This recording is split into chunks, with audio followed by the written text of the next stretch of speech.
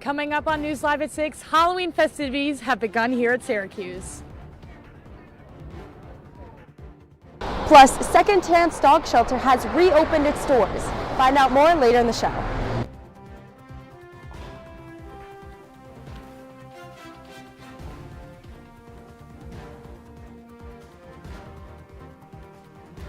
And will Ryan McMahon get 4 more years as Onondaga County Executive? He joins me in studio to defend his record and leadership style. News Live at 6 starts right now.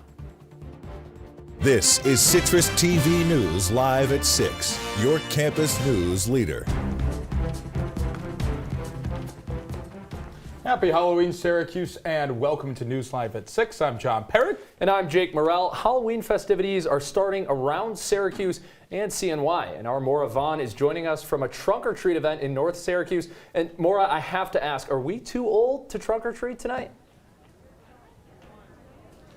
Jake and John, while you two might be a little old as juniors and seniors to be trunk-or-treating, I think it's okay then, since I'm a sophomore, to be live at the Gathering Place for the 7th annual trunk-or-treat. And as you can see, the event just began. We have a shark right behind me. We have a movie theater, Paw Patrol. This is such a great event for the night, and the weather is not putting a damper on all the festivities.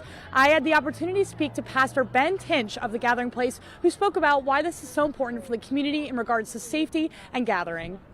So we started doing the trunk or treat event almost 7 years ago, and it's just a great way for us as a church community to get together. Our church people have brought together 20,000 pieces of candy, and we just give those out to our community. It's just a way for us to love on our community with the love of Jesus. I think the trunk or treat event is a very safe place. I think it's a good idea for churches or communities to do these events. You can do it in a well-lit area. We have a police officer on duty. And it just gets everybody in a good, safe place, yeah. And I'm here with some trick-or-treaters right now, and I'm with Mickey, and Snow White. And guys, on the count of 3, let's say Happy Halloween. You ready? 1, 2, 3. Happy Halloween! Reporting for CitrusTV News, this is Maura Vaughn. Jake and John, back to you. Maura, thank you. Now, new details tonight. Syracuse University is canceling an event with a Middle Eastern Studies scholar. In a campus-wide email, Chancellor Kent Severud says safety concerns are to blame. The chancellor saying, quote, Syracuse University is not able to confidently ensure the safety of the attendees, the speaker, and our whole campus community, and thus has made the decision that this event will not occur as scheduled today. Severud says that the university cares deeply about free speech and is committed to academic freedom, including with the ongoing conflict in the Middle East. He also says the event will be rescheduled when organizers can ensure it's done safely. A dog shelter is reopening its doors to the public after COVID-19 had to shut them down. Second Chance in Jamesville is back up and running to fight the overflow of stray animals. Our Caitlin Campbell is here in studio to break it down. Caitlin, happy Halloween. John, happy Halloween. But guys, animal overpopulation is a problem not only here in Syracuse, but everywhere. And Second Chance is hoping to combat the problem locally. Second Chance used to be a shelter program running as part of the Jamesville Correctional Facility, but with COVID-19, it created a barrier between inmate access to the program. Luckily, it is now being reopened by the city, and I got a chance to talk to a few key people involved in the reopening. After their doors closed with COVID problems, Second Chance wasn't able to rescue and foster dogs. Second Chance Shelter Liaison Franca Parada talks about the process of reopening and missed overpopulation. So as you know, during COVID, a lot of things changed. The inmates weren't able to do the work release programs. The amount of dogs being left on the streets has greatly increased. This program is hopefully going to help by moving dogs from the city shelter into this program and freeing up kennel space. The city knew about the overflow of animals but didn't have a plan of action. Chief Operating Officer of Syracuse, Corey Disco-Dunham, explains the moment in which the idea began to reopen Second Chance. The issue, given the number of dogs, has been growing over the last few years. The problem of, I don't want to say overpopulation, but really our inability and the resources we have, we need more capacity to meet the needs of the community, and that's been growing for quite some time. In a conversation with the county about a different subject, one of the county staff members had said, would the city have any interest in a dog shelter? And, light bulbs went off in our heads and said yes. The shelter is still hiring to be fully operational, but many volunteers are involved, including Stephanie Heath, who shares her experience so far. We do their adoptions, or we help with the volunteer program, or we will get different enrichment toys for the dogs, like Kong. The shelter crisis is like nothing we've ever seen before. Dogs are available and ready to be adopted. Second Chance is excited to find dogs a forever home. Really great dogs here, so we always have different breeds of dogs, different energy levels. I feel like we have a dog that will be a fit for anybody, different sizes, so I really urge everyone to check us out. People can head over to JamesvilleSecondChance.com to start the process of adoption. And let me just say, I wish I could have taken one home with me last night, but for now, I'm Caitlin Campbell. Guys, back to you. Oh, I wish I could have taken one of those dogs home too, Caitlin. Oh, some real cute furry friends. I gotta say though, today was not a great day if you're trying to walk your dog. Jake, I actually went for a run. I know. Look at this guy. Yeah, John's running. I know, we're trying to, get rid of this, right? So I went for a run, and I'm not even like 2 minutes into my run, and I get pegged with something. I'm like, what is hitting me? It was like, I don't know if it's sleet or hail or whatever you call it. It was gross. Yeah, it was terrible. It was awful. No, I walked out this morning. I'm like, I actually need a jacket today. It was disgusting. But with more on that, our Brandon Myers is out on the CitrusTV weather deck. He's got a beanie on. Oh. Wow, Brandon, must be chilly out there.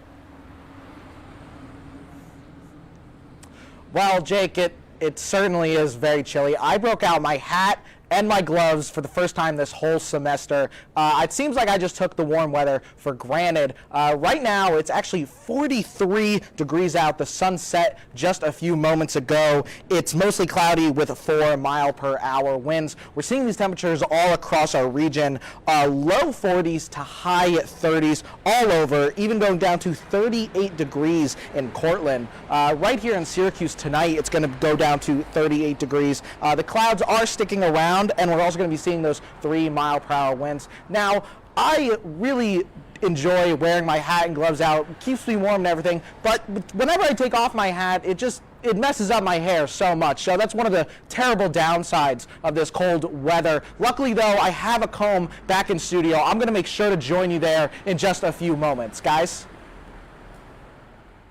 All right, Brandon, thank you very much. I hope we get some warm weather soon. Gosh, too cold. All right, residents of Syracuse have to be careful about how they use their trash carts. The city of Syracuse will begin to issue trash set-out violations in association with the new trash bins distributed across the area. The 6-week grace period set by Mayor Ben Walsh will end tomorrow. The city agreed on a $100 fine for violating the new regulations. After feedback from the Syracuse Common Council that brought that fine down from where it was to now, from what was $350.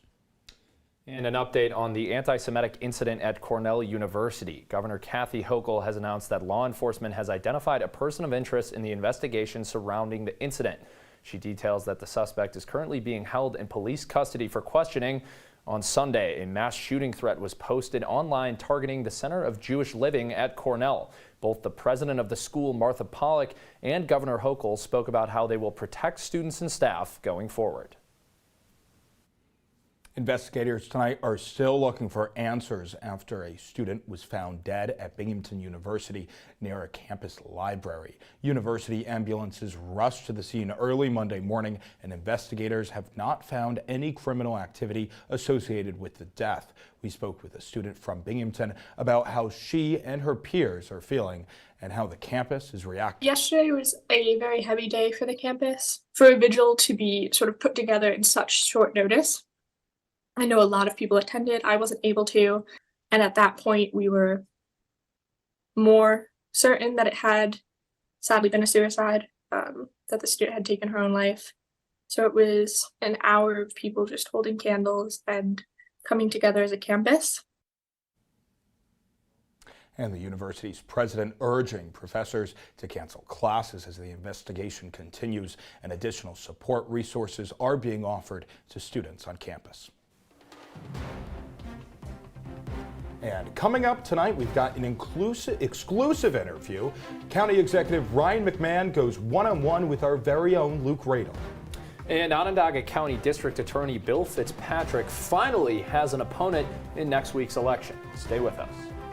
Well, Thomas, you've got pre-diabetes. But with more exercise and a change in diet, it can be reversed. I've tried exercising. It just makes me hungry for bacon. I love bacon, too. And who really likes to exercise? Not me. Me neither. Nobody. So we're good? What? Oh, you still have pre-diabetes.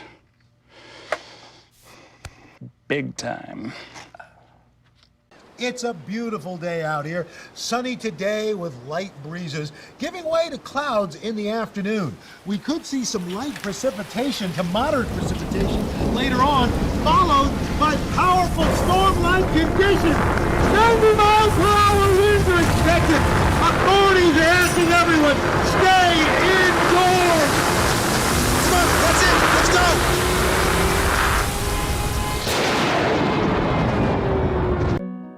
They said a bottle was just a bottle.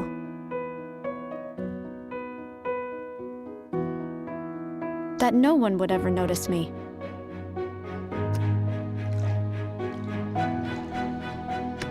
But I knew I could be more. That one day, I would make people smile.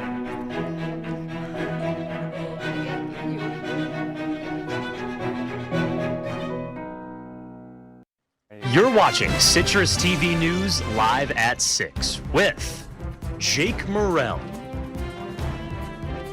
John Perik, and Brandon Myers. Now, your campus news leader continues. Early voting is underway all across Onondaga County. Our Luke Radel spoke to one of the candidates running for the top job on this year's ballot. Hey, Luke. Hey there, John. Just 1 week from tonight, we'll know if the people of Onondaga County are happy with their leader. A sweeping profile of the Republican incumbent in the Syracuse Post-Standard quoted him as saying, "This election is, quote, a referendum on me." That leader, the fourth executive of Onondaga County, sat down with me here in studio earlier today. Our conversation with Ryan McMahon. Thank you so much for being here. Thanks for having me, Lou. So, talking about the election being a referendum on you, you've acknowledged that you should have undertaken a more deliberate process to educate lawmakers and the public on the aquarium proposal, rather than pushing hard for a vote. You've acknowledged that your communication with Sheriff-elect Shelley could have been better when you decided to close the Jamesville Correctional Facility. And last week, sitting in that chair, your opponent said that when Ryan McMahon doesn't get his way, he, quote, acts like a child. So, Mr. County Executive, have you been working and playing well with others? I think overall, if you look at our career and you look at the last 4 years and what we've been through, we've built partnerships and bipartisan partnerships.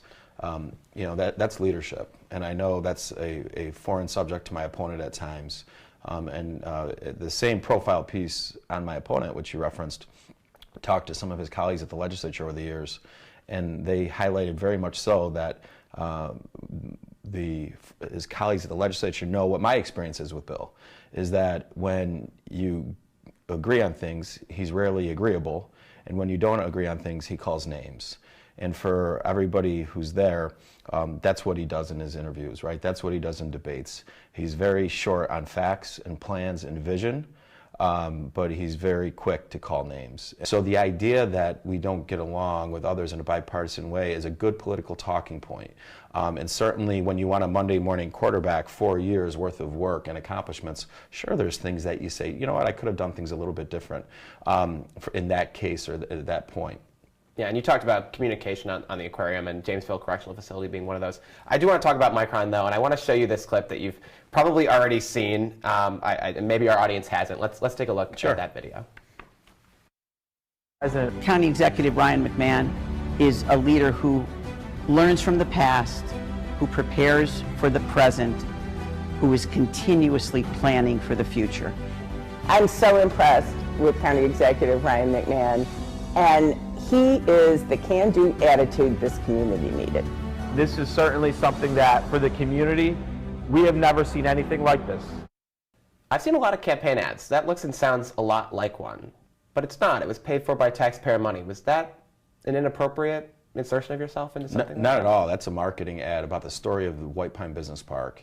And unfortunately, I understand why individuals and my political critics don't like this story, because they didn't participate in it when we needed them to. And the reality is when companies are looking to move into this community, everybody in this country is asking, how did Onondaga County, how did Central New York pull off this win? The greatest investment in the history of the United States.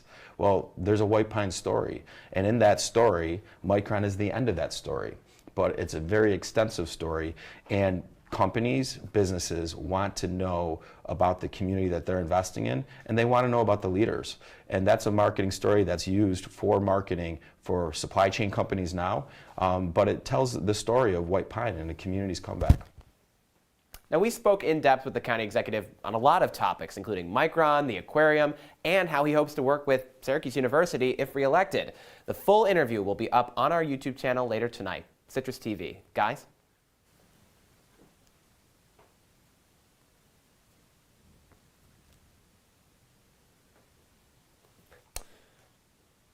Luke, thank you. Onondaga County District Attorney Bill Fitzpatrick finally has an opponent for the upcoming election. Chuck Keller has decided to run against the incumbent for a second time. Fitzpatrick has been the county's DA for 31 years and has run unopposed 5 times.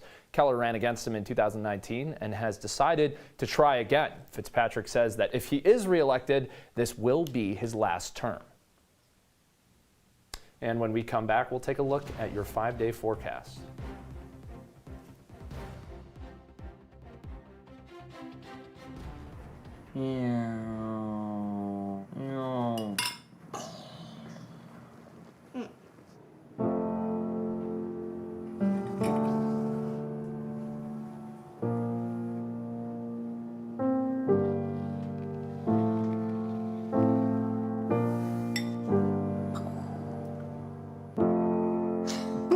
Visit aarp.org/caregiving for information on how to provide even better care for the person who wants to care of you. Come on, it's not that hard. My big man fingers are having a problem with these little tiny buttons. Whoa, watch it there. Your blood pressure's gonna go through the roof. Tell me about it. I'm trying to learn how to get it down. Instead, it keeps going up. High blood pressure can increase the risk for heart attack or stroke. Learn how to keep yours at a healthy range. Ever hear a voice command? Just say text barbershop to 97779. That's not what I said. Just give me that. Now my blood pressure's up. Welcome back to Citrus TV News. Let's take a look here at our 5-day forecast. It was, John, you mentioned you saw some snow. Yeah, I did. Well, don't say it. We're going to get some more. Oh, come we're on. Gonna actually We're get better some more. than This is our radar here over the next couple of days. We are seeing a little bit of blue come over across New York. So we are seeing some snow. Taking a look here at our 5-day forecast. Well, I like the Halloween theme, by the way. Yeah, I like thank you. Thank you. Obviously, Yeah. enjoying some time. It's not really like the holiday season, though, but it sure feels like it outside right unfortunately. now. For the rest of the week, though, we are going to be seeing a little bit of sun. And then into Parents' Weekend, though, we are seeing a lot more rain and even some showers. Certainly not looking too good. Not looking great, Brandon. It was like 80 on Friday, wasn't it? Yeah. Yeah, it was super hot out, and now it's like we just dropped off a cliff. 40-degree flip, basically overnight. Like, come on. It's going to be. We're better than this. It's going to be really cold out. It's going to be just a terrible, terrible time out. I'm not ready at all. Yeah, I'm not ready either. All right, well, what we can tell you tonight, though, although summer's clearly over, the growing cost of youth sports does, in fact, put a strain on parents, but other factors affect kids themselves. Reporter Jesse Cook explains how the psychological side of sports pulls young athletes in and sometimes spits them back out. It's no secret that failure is a part of sports and life. Success is too, but those pitfalls amidst the competition can drive kids away. I think youth sports is at a crossroads. Tracy Parker is the girls lacrosse coach at Jamesville DeWitt High School, and she was an All-American field hockey player at Syracuse University in the late 90s. There's that self-doubt sometimes that if I'm not doing the XYZ club that I might not be good enough. It's not just comparing yourself to others. To SU ice hockey forward Sarah Thompson, sometimes it's these simple struggles. It's not easy to get up every single morning at 6 a.m. And with those early mornings comes important lessons. Great opportunities just to learn how to build friendships, how to deal with when things don't go well, because Lord knows in sports, not everything goes well. Dr. Jeff Pauline is a professor of sports psychology at Syracuse, and he was an athlete too. The former tennis player is married to a former swimmer, and both their kids play high school sports. If you ask around, there's one common theme to keeping kids in the game. They want to have fun. No, I think my teammates. So what keeps high school sports teams like the JD Girls Lacrosse Squad coming out to practice out of season on a rainy Saturday in October? It's not a trick question. It's a love for the game. It's a love for competition. It's a love for teammates. Maybe, just maybe, the coaching staff has something to do with that. Well, I was fortunate. There was two major things. I grew up in a really small town. I had unbelievable high school coaches. And hopefully what we have too is quality adult leadership. Those lessons expand beyond the game, but how long do they last? NBC's youth sports outlet Sports Engine says that 70% of kids quit by their teenage years. To Coach Parker, a sports education is vital in adolescence.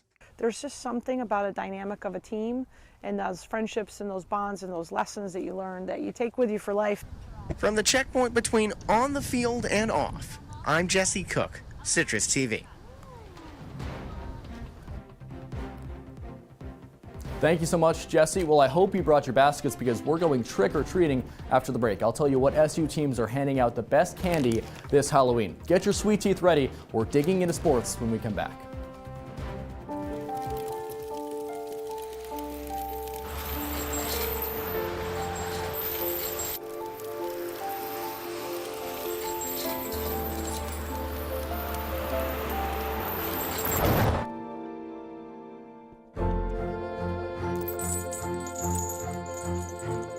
Did you know dragging chains can spark a wildfire?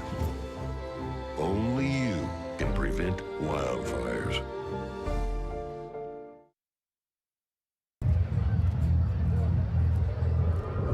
Looking for these? You drive buzzed. It could be one very expensive ride.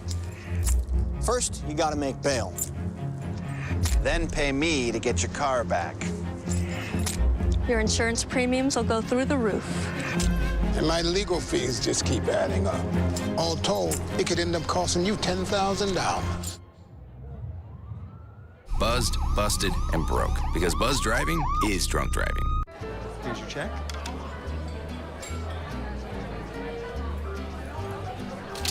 Oh, you got it. You know, since I got rid of my car, I really enjoy walking. Okay. God, no. Getting pulled over for buzz driving could cost you around $10,000 in fines, legal fees, and increased insurance rates. Oh, you're home early. You live with your mom? That'll set your game back a few years. Buzzed, busted, and broke. Because buzz driving is drunk driving. And now, your Citrus TV Sports Report. Happy Halloween, Syracuse. Welcome into a spooky edition of sports. I'm Peter Elliott. You know how when you were a kid, you always went to the neighborhoods that had the best candy for trick-or-treating? Well, I'll let you in on a little secret here. On the Hill, the SU teams that give out the best sweets in all of Central New York are the sports teams. So put your costumes on and get your baskets ready. First, let's hit one of the nicest houses on the block, the Mello Center. I know what you're thinking. Isn't that where Old Man Boeheim lives? I don't want any Werther's Originals or Necco wafers. Oh, but haven't you heard? He moved out. The new homeowner is Adrian Autry, and he's eager to impress. That's exactly what his team did on Friday in an exhibition game against Damon. 6 players finished in double figures, including guard J.J. Starling, who played all 40 minutes. The Baldwinsville native committing the classic horror movie trope of moving back home after an impressive season at Notre Dame. And how about 7'4" Naheem McLeod? He looks as imposing on the court as Michael Myers, swatting 2 shots and adding 8 points. Autry is looking to make a good first impression in the neighborhood. That's why the men's basketball team is handing out full-size candy this year. It'll be the envy of the campus neighborhood. Just like this. Well, let's trick or treat our way over to SU Soccer Stadium. The men's footy team is above 500 and looking poised to defend its national championship in the NCAA tournament. So it hasn't quite been a nightmare on Colvin Street this fall, but Ian McIntyre's bunch has been haunted by one outcome all season, the draw. SU has tied opponents 6 times this season. The Cuse had half as many stalemates this time last year. While the defense is doing its part, the offense is seeing ghosts in the attacking third. The Orange have scored more than 1 goal in a game just once in the month of October. Syracuse looks to break that curse on Wednesday in the first round of the ACC tournament against NC State. Kickoff is set for 6 p.m. But if you head over to the pitch tonight, you might be able to score some fun-size candy bars. They're kind of like the draw of candy. Better than nothing, but you always wish there was a little more. Let's continue the fun and skip over to J.S. Coyne Field, where the field hockey team has been treating fans to a sweet season. It's been ranked in the top 10 for much of the fall, except that's weird. Look, there's one of those signs telling you that you can only take 1 piece of candy. I think that's because, well, the team is on the road. They're not here today. They're in Charlottesville. The team in the first round of the ACC tournament taking to the turf against Virginia this afternoon. And, well, it didn't go well for the Orange. Goals from Wielamine Boogert and Yvke van den Nieuwenhof put the Orange up a pair heading into the fourth quarter. But the final result will make you want to scream. SU letting up 3 unanswered goals in the final frame, dooming its hopes of a deep run in the conference tournament. That'll be a major skeleton in the closet for Syracuse's hopes of making the NCAA tournament. Lynn Farquhar's team has now put its fate in the hands of the selection committee. So I guess if no one's watching, I guess you can take 2 pieces, but just don't tell anyone. Let's fly our broomsticks over to the Dome now, finally, which has been abandoned by the football team since September 30th. That was the last time the Orange played in front of a home crowd. So surely they've had plenty of time to decorate ahead of Friday's game against Boston College, right? Oh no, I think they turned it into a spirit Halloween. The Orange returned from a 3-game road trip where it suffered a handful of chainsaw massacres against North Carolina, Florida State, and Virginia Tech. Dino Babers looks like he's coaching on borrowed time after his team got outscored 119-20 during that stretch. But despite how scarily bad the team has looked as of late, it's still 2 wins away from bowl eligibility. SU looks to dust off the cobwebs ahead of Friday's game against Boston College. Sorry about that. But it looks like the team forgot about Halloween this year, just like they have forgot how to score, so it'll be handing out quarters this year. Here's hoping that on the field things might change. John and Jake, back to you guys. Oh, Boston College, that's too good. When we come back, we've got one last look at your trick-or-treat forecast. Stay with us.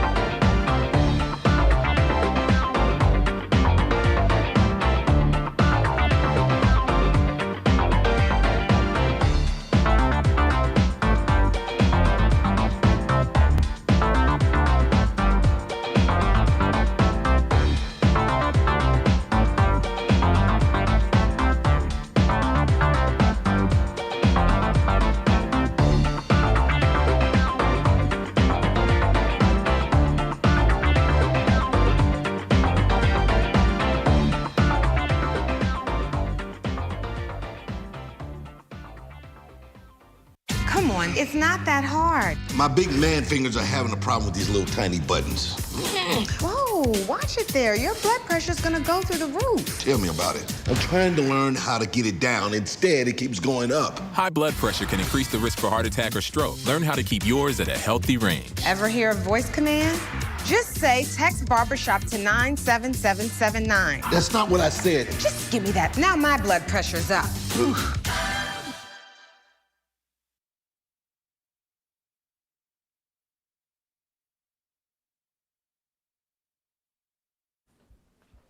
Welcome back to Citrus TV News, where we are now in our Halloween spirit, very clearly. Let's take a look at tomorrow's wake-up weather. It's going to be 36 degrees out. We're seeing some snow. It's only going to be about 0.02 inches, but it's really about the memo here. It's not even November, and we're already seeing all of this snow. Guys? Hey, Brandon. Love the pineapple costume over there, dude. We've got our costumes over here at the wall now. Brandon, come over here. Come on, join us. It's Halloween. We got to go trick-or-treating. I mean, we got the pineapple. All right, we got Travis Kelce over here, Chiefs tight end, boyfriend of Taylor Swift. Yeah, where's Taylor? Probably more famously now the boyfriend of Taylor Swift. That's a question. That is a question. There's no second part to this costume. That is a question. I'm just Ken. I think we all saw that one. You're coming. We're Scooby-Doo, baby. Back in the We're house. clipping that one. Of course, I got SpongeBob's house over here. Yeah, I got a lot of, when I was walking around this weekend, I got a lot of people screaming, who lives in a pineapple under the sea. Now Brandon Myers. Yes, Brandon Myers lives in a pineapple under the sea. You guys got any big Halloween plans? Just, a night enjoying Syracuse, right? Yeah, I mean, certainly staying in because it's very, very cold out. It is chilly. That's the problem with Halloween on a Tuesday. I'm all spent from the weekend of Halloween, Oh, yeah, there you go. Well spent, too. Well, that's Citrus TV News Live at 6 for this Tuesday. For all of us here, I'm John Perik. And I'm Jake Morel. Have a great Halloween, Syracuse.